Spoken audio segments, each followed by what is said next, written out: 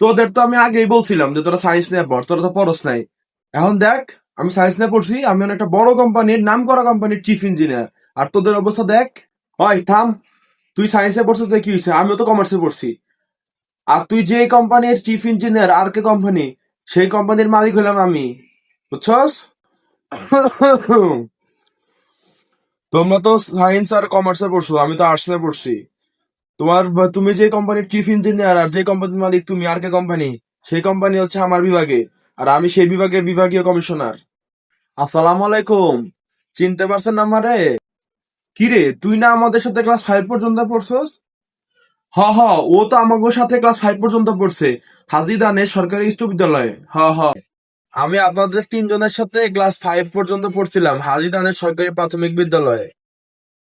আপনি একবার আমারে, আপনার টিফিন খাই ফেলছিলাম এই চুরির দিয়ে, আমার এমন কেরান খেলাইছিলেন আপনারা তিনজন আমারে মিলা। তারপর থেকে আর আমি স্কুলেই যাই নাই। এখন আইসি আমি আপনাকে মারতে। হ, তারা কিন্তু তখনও পিটাইছি, এখনো পিঠামু, এমনি সমস্যার ভিতরে আছি।